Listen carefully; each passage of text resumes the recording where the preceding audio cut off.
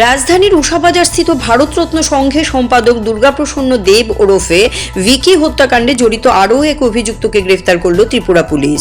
ধৃত অভিযুক্তের নাম বীর চক্র ঘোষ। তাকে কলকাতার কৈখালী এলাকার একটি ফ্ল্যাট থেকে গ্রেফতার করা হয়।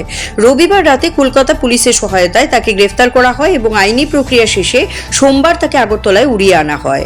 এদিনই পুলিশ রিমান্ড চেয়ে আদালতে প্রেরণ করা হয়।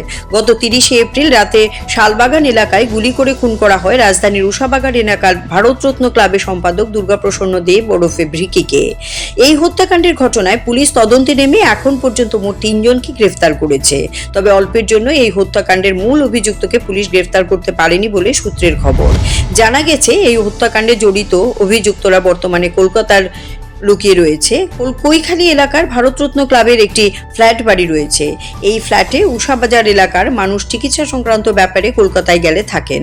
কলকাতার এই ফ্ল্যাটটি এখন অপরাধ চক্রের প্রান্ত নিবাস হিসেবে পরিগণিত হচ্ছে বলেও গুঞ্জন। এই সংবাদ পাওয়ার পর গত শনিবার রাজ্য পুলিশের 6 সদস্যের একটি দল কলকাতায় গিয়ে তদন্ত শুরু করে। রবিবার রাজ্য পুলিশের এডিশনাল ডিজির নেতৃত্বে আরও একটি তদন্তকারী দল কলকাতায় যায়। তারা কলকাতা পুলিশের প্রশাসনের সহযোগিতায় তদন্তে নেমে রবিবার সন্ধ্যায় কৈখালীর সংশ্লিষ্ট ফ্ল্যাট বাড়িটিতে হানা দেয়। জানা গেছে এই সময় ওই ফ্ল্যাটেই ছিল ভিকি হত্যাকাণ্ডের মূল অভিযুক্ত রাজু বর্মন। সে ফ্ল্যাটের ব্যালকনি থেকে পুলিশকে দেখতে পেয়েই সিঁড়ি বেয়ে নিচে নেমে পালিয়ে যায় বলে জানা গেছে। তবে পুলিশ সংশ্লিষ্ট